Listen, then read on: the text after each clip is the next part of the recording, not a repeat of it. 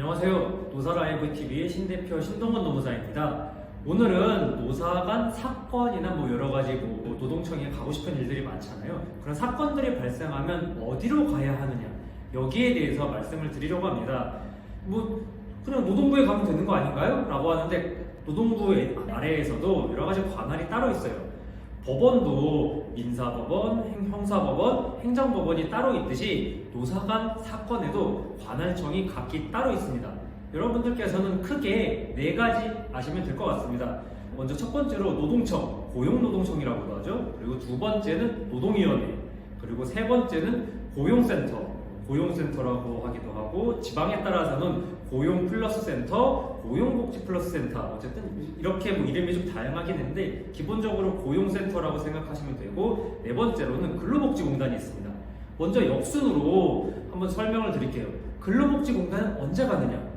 노동자 여러분들께서는 산재를 당했을 때 간다고 생각하시면 됩니다. 산재 신청을 하러 노동청이나 고용센터 가면은 이거 근로복지공단으로 가서 신청하세요 라고 합니다.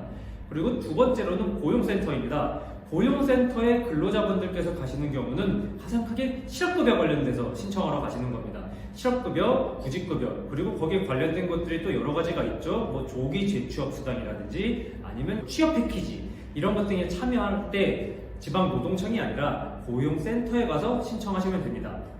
그리고 고용보험 사이트에서 여러분들께서 하시는 게 육아휴직급여 신청하는 게 있어요.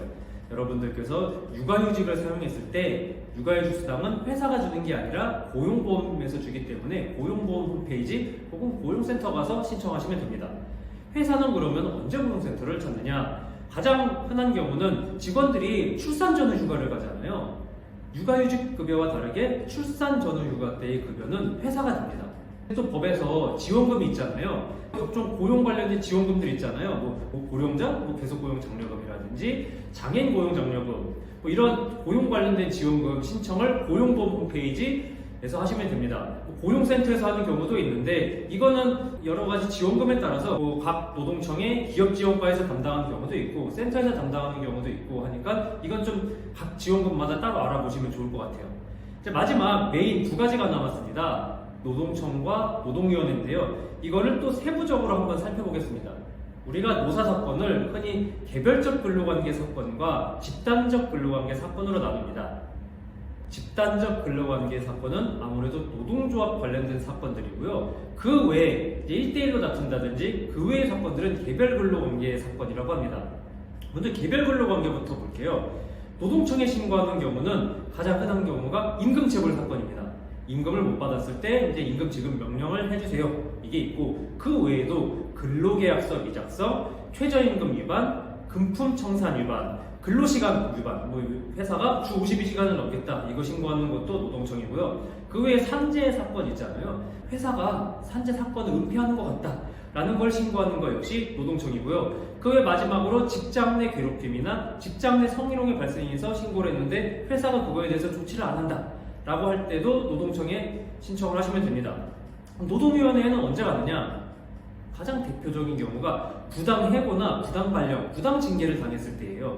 이 사건들은 원직복지기를 같이 구제 명령이 나와야 되잖아요. 노동청은 임금이나 그런 거에 대해서는 시정명령을 내리지만 부당해고 관련해서는 구제 명령을 내리지 않습니다. 노동위원회로 가셔야 됩니다. 그 외에도 차별신청, 가장 대표적으로 비정규직 차별, 급여라든지 여러 가지 그런 게 있죠. 그리고 또 하나, 작년 5월부터 직장 내 성희롱 관련해서는 노동위원회에서도 판정을 내리고 있습니다. 아까 전에 노동청에서도 한다고 했는데, 한마디로 직장 내 성희롱 발생해서는 2군데 다 할 수 있어요.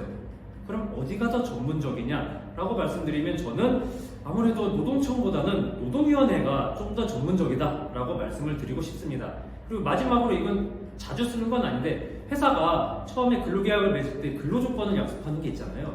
근데 회사가 그 근로조건을 어겼다 라고 하면 손해배상을 신청할 수가 있거든요. 그 근로조건 위반에 대한 손해배상 신청은 노동위원회로 하시면 됩니다. 마지막으로 노동조합과 관련된 집단법 사건입니다. 일단 가장 대표적인 게, 회사가 노조 결성을 방해한다, 아니면 결성되어 있는 노동조합에 대해서 여러 가지 탄압을 한다, 아니면 교섭을 우리가 요청을 했는데 교섭 거부한다, 이런 것들을 우리가 흔한 말로 탄압이라고 하는데 법적인 용어로 하면 부당노동행위라고 하거든요. 이렇게 부당노동행위가 발생했을 때 어디에다 가야 되느냐? 두 군데 다 갑니다. 먼저 부당노동행위는 그 자체로 형사처벌 대상입니다. 근데 부당노동행위가 발생하면은 다시 그 구제 명령이 내려져야 되잖아요.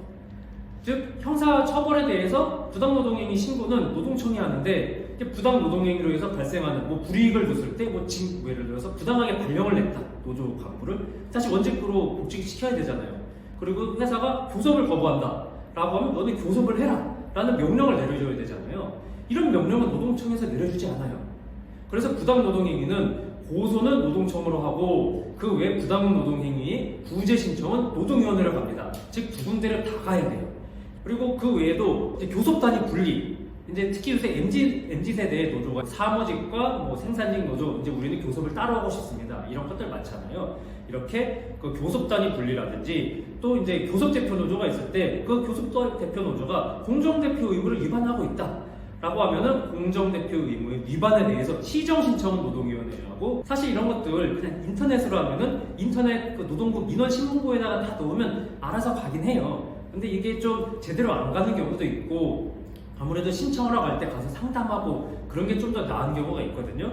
그렇기 때문에 아무래도 제가 말씀드린 사건들에 따라서 관할청을 잘 알아보고 넣으시면 좋겠습니다. 여러분들이 사건 발생했을 때 좀 도움이 되셨으면 좋겠고요. 오늘 방송이 좀 도움이 됐다 싶으면은 저희 노사라이브TV 구독과 좋아요 부탁드립니다. 감사합니다.